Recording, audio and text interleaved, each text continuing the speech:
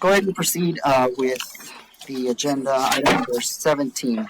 Discussion and appropriate action to accept the state audit from the Office of the Governor regarding Operation Lone Star. In regards to the audit was provided to you all. I believe that everybody received a formal copy on the state audit from the Governor's office on this matter. I did want to go ahead and go over the audit specifically on this matter. Mr. Iracheta, I know that the actual audit themselves, of course, was submitted to you as the project. Yes. No. Yes. Is this the one dated October 28th? It's the one from the Office of the Governor. 28th? Yes.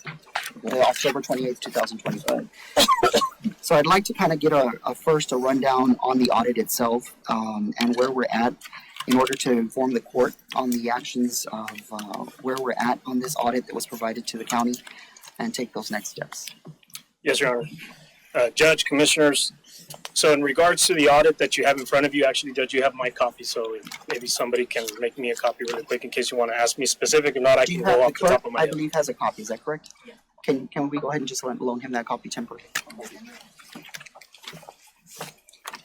So just as a recap, I briefly discussed this audit in a couple commissioners' court ago. This is an audit from Operation Lone Star grant ending in 03. So every year we enter into a new grant. They just changed the last number. We're currently in grant 04. Obviously, there's a couple numbers in front of that. The audit that we're talking about specifically is grant 03. So not only did we get our external audits that we get for the county and everybody gets audited, and we had a clean audit regarding our external auditors regarding the grant, we also had the Office of Compliance direct from the Governor's office at my office for over a week doing a specific audit on this grant, which is Operation Lone Star grant ending in 03. The beauty of that grant is it was a $4 million grant. They came back with issues only regarding $35,000. Out of $4 million, they needed clarifications and some amendments that we needed to do, us being my office, which is the County Attorney's office, since we're the one running it primarily, and the auditing department, that we had to respond back to this specific audit that you have in front of you. We had to give them the changes that we were going to do, the adjustments that we needed to do regarding specifically the $35,000. They didn't have issues with anything else in the grant. This is specifically what they asked us to do. They broke it down into about 4 or 5 different sections. So, for example, some of the stuff that they were pointing out was, hey, you turned in a document that referenced grant 02. It needs to say 03. Simple clerical error type of stuff saying we will pay for it. You just have the wrong number on it. Go back, fix your documents, and send it back in. Another thing that they asked us was, hey, we need you to work on getting, anybody that you hire for, let's say for the court system, for example. We have interpreters, we have stenographers that come. At the time, we didn't have, standard contracts with these individuals because obviously it changes per week. We have court every single week. We have somebody that has to fill in. They may charge a different amount. So we didn't have set contracts, and we were working under the emergency orders that we currently have in place, not only from the governor's office, but from this court as well. So they just said, hey, if you already know who you're going to be typically working with, we want you to create a contract for those people so that we have it a little bit more standardized, which in fact, that's one of the agenda items later on here today, that's some of the stuff that's in response to this issue. Some of the stuff that they indicated, for example, the district attorney's office. The district attorney office had to move buildings due to the increased workload and due to the increased staff, the same way that my office did, due to Operation Lone Star. For a while, we were having the rent covered through the operation. Then there was a indication that because there's other operations, other programs that are functioning out of there, the governor's office said you should cost allocate that program. In other words, cost allocation means that cover the part that deals with Operation Lone Star, and if you have another program, well, they got to cover their part, right? And so every time we've done this grant, we've always worked with the governor's office, and we've made great leaps and bounds, because obviously this is the first time this operation is happening on such a scale like this. And then here in Maverick County, we continue to be the number 1 operation out of the entire state of Texas that is working Operation Lone Star. So any other questions that you have specifically regards to these things, we in conjunction with the auditing department came up with a plan of action saying, okay, issue number one, they told us work on X, Y, and Z. We made a plan of action to address X, Y, and Z. If we had the ability to already fix X, Y, and Z, we did so right then and there. The majority of the issues, like I indicated, was moving line items in the grant, making the line item a little bit more specific. I'll give you another example. One of the issues that they had was we had to have a vehicle be lifted because due to the weight of the vehicle and us working out in ranches and properties, the bottom of a brand new vehicle was hitting ditches and hitting cattle guards and whatnot. So we had to lift the vehicle and have a little bit of a better suspension. We built that through our maintenance line item, and the governor's office came back and said, hey, we want you to do a line item specific to putting a lift on this vehicle due to X, Y, and Z. So a simple clerical clarification stuff that we had to fix in regards to that. And that's pretty much how this $35-something thousand went about. This $35,000 had every opportunity to be refunded to Maverick County. We had the ability to work on it. We had the ability to address the issues. We updated a couple policies in our, what was it, the personnel policy? Personnel policy and the contracts policy. We updated a personnel policy here for the county. We did that about 1 or 2 commissioners courts ago. A personnel policy, contracts policy, and how we are going to follow and keep track of any contracts that are in the grant. It's just stuff. It's better procedures to do it. It's the right way to do it, and we're all adjusting to it. There was nothing that couldn't be fixed, pretty much. And so again, we got a pretty much a clean bill of health regarding a $4 million grant and having $35,000 of stuff that we just needed to clarify. Okay, are there questions on the Yes. audit? Okay, yes, Commissioner. First of all, I want to thank you. I know exactly what a grant, the work involved in applying and the logistics involved in executing the grant. It's a lot of work, so I want to congratulate you Thank you. for doing that because you have brought millions of dollars to Maverick County. And I want to thank you for that. So this audit is from the governor's office. The governor's office They themselves. came, Correct. they did the OLS audit, and the minor issues were addressed and taken care of. Is that correct? That's correct. Specifically, Okay. Office of Compliance and Monitoring. That's a division in the governor's office that does this specifically across the state of Texas. So I know there was indications earlier regarding seeking audits for my office. I would like to know what's higher than this. Okay. So And then the auditors, I mean, we have external auditors. that is correct. And that, because I remember they came and they presented to us in reference to that. That is correct. They conducted an external audit. Is that correct? That is correct. And how did that come out We had a clean bill of health as well. as well? Okay. So 2 different entities conducted the OLS audit. That is correct. One, The OLS audit for our external auditors is the audit that applies to all of Maverick County. We, obviously being the largest grant in Maverick County, are getting observed in that audit and are obviously a big picture. We as well knew that we were going to get audited from the state level due to the fact of the size of our audit. That's not news to us. In fact, we even budgeted monies in our grant to pay for any external auditors should that be the case. The auditing department chose not to take those funds for that reason, but we still got audited from external auditors and from the Office of Compliance out of the governor's office. okay. Okay, so wonderful.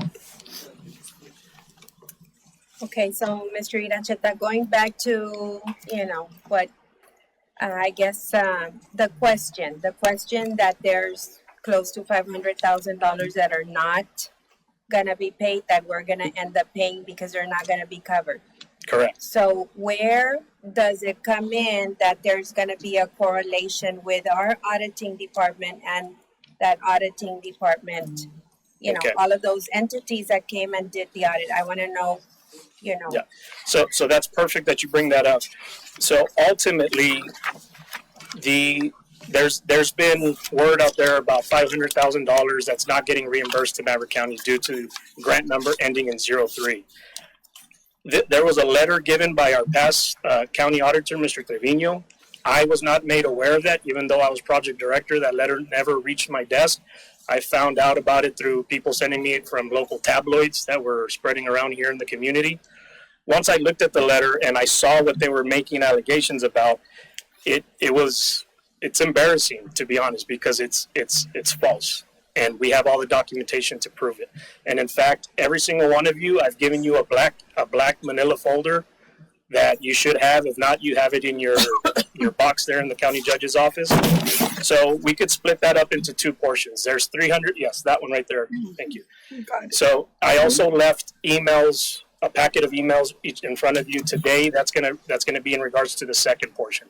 So this $500,000 in monies, let's split it up into A and B. A being courtroom equipment and B being salaries. Okay. So there was allegations that there was over $300 and something thousand in courtroom equipment that was not going to be sought. That was a decision made solely by our local auditors. Okay, not by the governor's office, not by my office, not by anybody else other than our local auditors. So the way our grant works is we get an approved budget from the governor's office. We have to have line items. All of this has to be vetted and approved by them. It then gets presented to this court, which you guys approve the budget, okay? So we are only allowed to expend monies in accordance with the budget, just like any other department here locally, right? So this $300-something thousand was allocated for courtroom equipment due to the OLS operation. This had already been approved. This was an approved line item from practically the beginning of the grant, okay? When we finally had time to start getting to it, because that was the major purchase of the grant for 03, right? It was over $300,000 worth of courtroom equipment due to all the operation, all the added cases. Mr. Treviño, from the get-go, and his department had issues with buying this equipment. I told them for months that this was an allowable cost. I told them that cost allocation did not apply. In your binders, you will find the emails that I've been telling them that since months ago. You have it there in front of you, right? I've even emailed some of you that correspondence. Finally, at the 11th hour, because we had already entered into a contract with the company, you guys had already approved it. We had already done everything we needed to do. It was either make the decision to go forward or not. Mr. Treviño finally approved purchasing the courtroom equipment. I forgot what the exact date was, but he said, go for it. We went through with purchasing over $300,000 in taxpayers' money for this equipment. We purchased the equipment. We had it approved. Everything got installed. We had the training done in all the different departments. It was done. Now, what we do, the way we do every other expense in Operation Lone Star is auditing department gathers all that information and sends the bill to the governor's office. It says, hey, we paid this thing the way you told us we could, reimburse us. Okay. Mr. Treviño, on his way out, I think it was the last week he was in office or in his department, mind you, writes this letter, doesn't tell me about it, I don't know about y'all, but doesn't tell me about it. I find out about it after the fact and says, hey, that thing that I approved, I don't want to approve it anymore, and I'm going back on my word based off of what I think the audit that we got regarding the $35,000 says. So on his own, he decides to do that. The issue becomes, well, now there's a different auditor. There's an interim auditor. The interim auditor and their staff have the same position. We have our grant lasts up until September 1st, right? From September 1st to November, we only have a certain amount of time to turn in all our bills that we haven't turned in.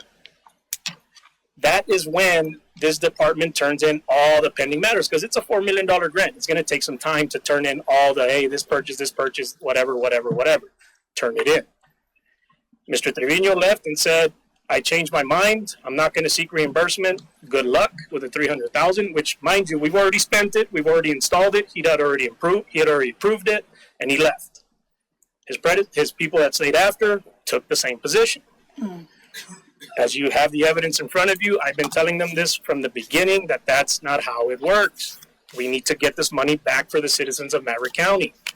They took the decision that their interpretation says, nope, we don't do it.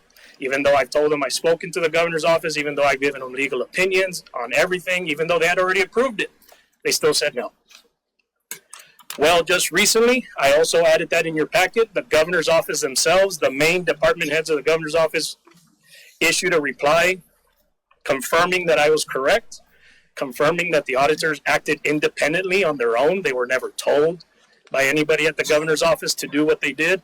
They were never told that you had to cost allocate this stuff, and that in fact, if we would have submitted the bill to get the $300,000 reimbursement, we would have gotten it. And that's in front of you in your packet. That's portion A. So interjecting a little bit, so I know that there's formulas that you need to follow, whenever you are provided with the opportunity with grant, there's formulas. Did these things fall into the characteristics that could be reimbursed, Yes. within those formulas? Yes, and directly from the department heads at the governor's office, the tip top, they were saying this was perfectly allowed, the same way I've been arguing since day one, the same way I've been providing the evidence to the auditing department since day one. We had every right to seek reimbursement for this. We had the ability to get all of our money back from day one. So where is the miscommunication? That is my That question. is a decision that was made independently by our local auditing department against legal advice, against everything I provided to them. And in fact, our local district court, one of our district judges themselves, I told them about what was going on because obviously they have this equipment now.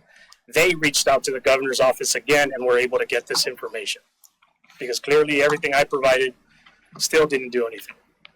So they went out, the district judges went out and they got the main people from the governor's office, and you have that in front of you in your packets to confirm that everything was perfectly fine. That's A. Okay? Now let's talk about... Wait, okay, go ahead. Before we move on. May I just... Yes. So this, in regards to your question, Ms. Roxy, Yes. there's an email in this packet directly from the governor's office where it indicates this equipment was equipment for the district judge's courtroom, both, And the county court. and the county. Yes. Okay, and I saw the paperwork you sent me where it was approved, and the email from the governor's office where it stipulates that the amount in question, $35,000, which did not include the court sound system, it looks like the auditor independently applied the recommendation to use cost allocation Correct. on their own. Correct. So they when this equipment was already budgeted, purchased, Installed installed, and being used already. and used. And I remember I was there at a meeting at your office with the governor's office and the auditor's department. Yep. Mr. Treviño was there, and there was an issue whether it was, and the expenditure was going to be approved or not. Correct. And at the end of the meeting, it was approved. That is correct. I was there present. But what continues to baffle me on this entire issue is that the auditor's office signed off on appeal. Yep. They approved the purchase, Correct. knowing that that's where the funding needed to come through. That is correct. So now I guess that it can be an issue that in any department, the auditors can now backtrack and basically just say, well, we changed our mind. We're not going to approve it. We signed the appeal, but we're going to change our mind. Is that? If they have a legal basis to do so, which they could justify, that is what an auditor is supposed to do before the expenditure. before the expense. Right? And given certain circumstances, maybe after the expenditure, you may catch something that if the law says we shouldn't have done, could bring it to our attention. Here, in my opinion, I have no idea why there was such a drastic change, why there was just a clear, just ignoring of every communication that I had provided previously, every legal backing I provided, every meeting, every email I did. It was que sí, and then now it's no. And again, that the people that suffer are the taxpayers, because this was already approved and fought for. And we missed the deadline to submit for reimbursement. Yes, the deadline to submit all of our invoicing, all of our, everything we needed to do was before the end of November. The grant finishes in September 1st, but we have a couple of months to turn in all our receipts, turn in everything we got to do. I begged the governor's office to grant us an extension due to everything that was going on, due to Mr. Treviño leaving, and their response was, you were supposed to have this stuff in order. And I told them we had an auditor that just left. Can you still grant us an extension? I'm hoping, given the fact that they've responded to us in writing, that we can now possibly ask for an extension. I think it's going to be a long shot, but I'm still trying. I'm still trying to get this back for the county. That's a lot of money that we could use for other things that we did not have to lose. Okay. And again, that's part A. I still have part B.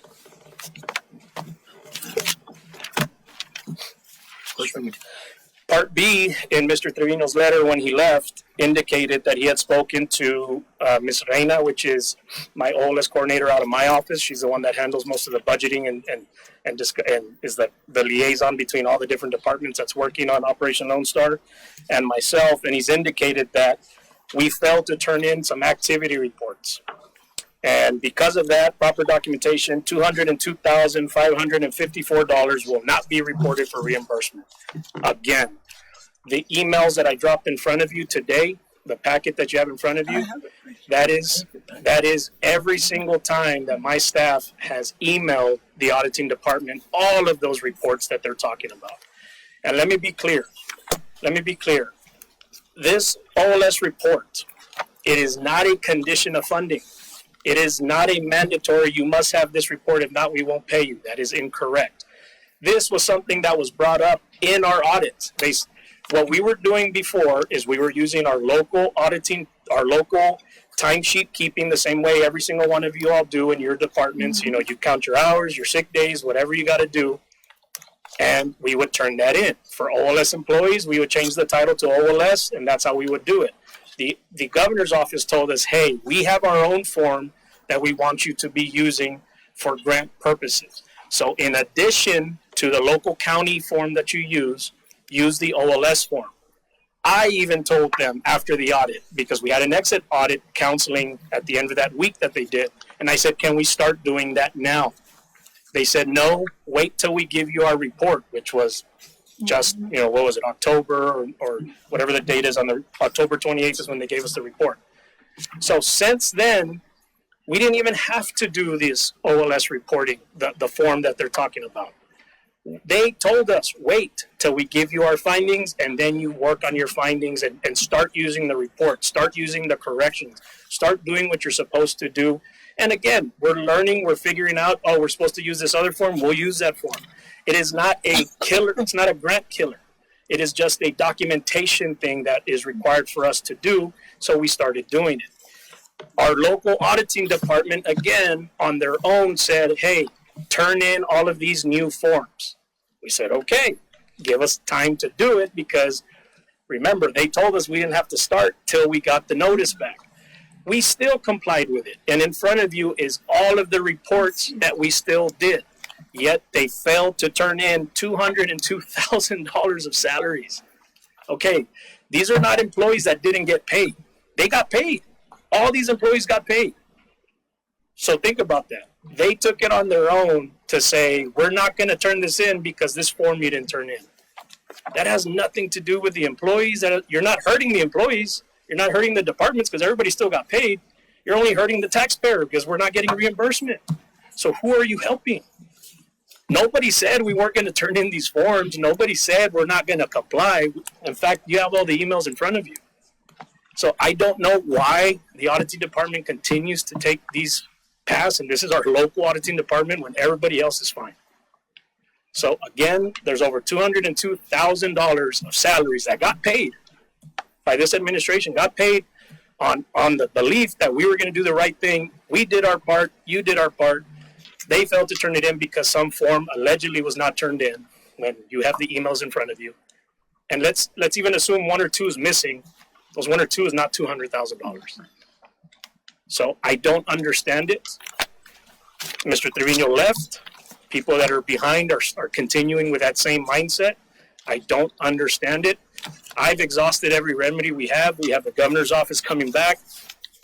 So it's unfair that certain people and my staff, I mean, you can blame me all you want, just don't blame my staff.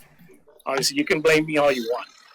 But ultimately, this thing is documented. We fought for this thing from the beginning. We've had clean audits from the beginning. Locally, I don't understand what the issue is. I don't get it. Judge, Commissioner. you as an executive officer of the county, have you noticed this warpath? And that obviously, Commissioner, is the concern that I have with the department. I feel that there are issues that maybe will have to be reviewed legally on these matters, because, I mean, in these issues, I don't believe that, it's going to get any better. And the concern there that lies specifically from the auditing department, I think we have to address. Right now, the auditing department is in an interim phase. There is not a formal auditor that has been appointed. And I believe that, we're going to have to wait and see what the district judges decide on that matter. But there is a huge issue that I have been seeing and dealing with the auditor's department, and the concerns that lie out of that department that are affecting the county financially. That's I think that you can address issues all you want with, in respect to the matters where we're dealing with an issue such as a PO that was signed, auditors have signed it off, they've approved it, and then they decide to backtrack and not do that. That's $300,000 that we're obviously going to have to try to find, $500,000 that we're going to have to try to find inside our county coffers. Where do we do that? And that's the consideration that the auditing department has obviously failed to comply with and actually make sure that we are moving in the right direction to do that. They have clear audits from the governor's office. There hasn't been an issue that we've resulted. I personally met with the auditing team back in June when they came into the office, visited with them even when they had the audit review. But I don't know whether to say that it's an issue where the auditing department has taken a tangent on certain matters, and where it is that we need to actually address the concern financially and effectively efficient. Well, certainly my concern is that it's not good for our business. It's not good for Maverick County, this give and take situation. And it needs to be addressed.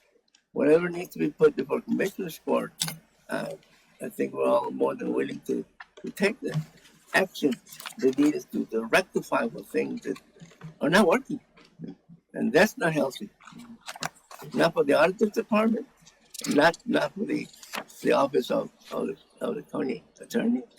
Not good for the community. Thank you, Commissioner. Mr. Iracheta, I know that there was emails sent over to the auditor's department. Did you ever get a written response back? Never. Never. I've even recently reached out through my staff to say, give us some explanation as to the salaries, give us something. Zero response. Months ago, the only issues I ever got was just no. Never justification, never clarification, never legal backing. It was speaking to a wall.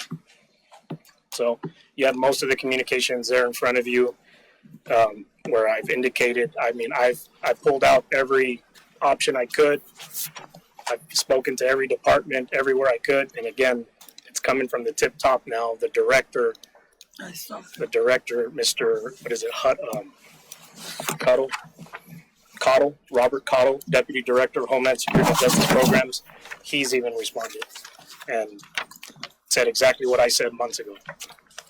So it's disheartening. It's disheartening to see such a prime opportunity like this be passed up when we had it right there, and all the work that my staff did and all the departments did. It's sad. Okay. Are there any other questions regarding the audit? Judge, Yes. I know that we don't want to see the taxpayers lose out, and I appreciate everything you're reaching out to the governor's office and try to see if they open that gap. I'm gonna still try. Get that. Why don't we have a workshop? Invite the district judges, invite the auditor's office, and have a workshop so that we all can be on the same page and they all can see the district what's really going on. You know, at the end, I think, Communication. you know, we owe it to the taxpayers that we can try and resolve this, because none of us sitting in this court wants to see us lose, you know, $500,000 from our taxes. You know, this is something that I don't think we have it in our county budget to be cutting all over. So we can get that when we can get it. But if we can set that up, have a workshop so that, you know, everybody's input comes in, auditor's office, district judge, 365th, 293rd, and Commissioner's Court, and of course your office, we can all get on the same page and make sure this doesn't happen again. And in fact, Commissioner, I'm glad you bring that up, because we do. I hold multiple meetings regarding this, and all those departments you mentioned are present. I can more than welcome to invite at least two of you to attend, just for reference purposes in the future. Obviously, so we don't have a quorum, but Yeah, and that's why I mentioned in the form of a or even a workshop, we can all maybe be y'all here. can even And come. Yeah, even a workshop, y'all can join. I hold them at my office multiple times for this exact reason. I've exhausted most of these meetings, and I've done it multiple times. But you're more than welcome to come to the next one. May I, Judge? Yes. Yes, and I've been to those at your office. I was there, and I have requested a training because I'm living the same. I'm going through the same issues. I've sent emails. I don't get responses back. And I have requested a training. Even my assistant tells me I don't know what else to do, Commissioner. I don't know. And 2 years ago, I requested a training, and it's been 2 years, and I haven't gotten that training. And I'm still waiting What kind of training do you want? From the auditor's office. from the auditor's department. And I'm still waiting for that training. And that's a workshop might be a good idea if we just schedule it and Anything. anything, but something needs to be done. It's because it's affecting our projects. It's affecting that we can't get business done. And I feel something needs to be done. And amicably, I've been requesting it, and I haven't gone anywhere. And I'll just add, you know, to that. Even in the discussions that we had prior with Mr. Treviño, with Ms. Masuka, in regards to any discussion that went on, I didn't see anything happen from that. Mr. Treviño would leave my office with one agreement. By the time we got to the auditor's office, it was something completely different. And then our office was always a limbo. And it's unfortunate that the auditing department has been working that way, and that has placed this county in the operations that we are in right now, in order to ultimately not be set up for business to take place, your day-to-day operations. And that's what is unfortunate in all of this. So, I mean, we need to see what can be done. Completely agree. We could work that out through, whether it's a workshop, whether it's a meeting, and have everyone kind of sit in on those matters and just kind of take in some steps with two members of the court present. But we can work something out and see where we're going and what we can do to get this moving forward. Yes, Commissioner. Mr. Iracheta, thank you for that explanation. It was, I think it was necessary. We needed to see where we are at, to see what it is that you tried to do. But again, for the taxpayers, we don't want the taxpayers to end up, you know, paying for anything that they shouldn't have. Correct. You know, why is it that we need to, you know, put people through this? I think that we need to have better communication. It might be something very minimal, but it's just the fact of having that communication within the departments, within the different entities. And I mean, it should be for the community. We should be here together for them. Very well. All right, are there any other questions? If not, is there a motion to accept the state audit? Judge, Yes. I would like to make a motion that we accept the state audit, and I would also like to add that we set a date for a workshop at the next meeting, including all the parties involved with Operation Lone Star. That'll be my motion. There's a motion. Is there a second? Second the motion. Second has been made. Is there discussion? Yes, And we'll work on the dates, Commissioner, to see what we can do. I know that right now, with December and the end of the year, it's a little complicated, but we'll definitely work something Well, out can for we do it January. next week? but Mayor Judge, I Yes. don't, not only OLS, it's just all transactions related with the auditor's department. One thing that we have to consider also is that the supervision of the auditor's department falls under the premises of the district judges. Totally. They are appointed and they're removed. They have to do with salaries too. So that's also another way to go. Maybe they don't know what's going on. But I think that it would give the judges an understanding as to what is going on with the actual day-to-day operations. I mean, I know the judges see it themselves on certain issues. Mind you, obviously, that's their immediate supervisor, so I'm pretty sure it's a little bit easier, if anything. But I think that in regards to everything that is presented, we need to just have that discussion and have them present. And then in this process that they're going to be hiring an auditor, at least they'll know the thought process of the Commissioner's Court and how we can proceed from there. Mayor Judge, Yes. I already had a meeting with Judge Abascal and I expressed my concerns. And I understand that Judge Flores' office has already reached out to the governor's office as well, from what we discussed. So, yes, I second that we move forward with a workshop. Motion has been made and there's a second. Any further discussion? Not all those in favor, please raise your right hand. Unanimous.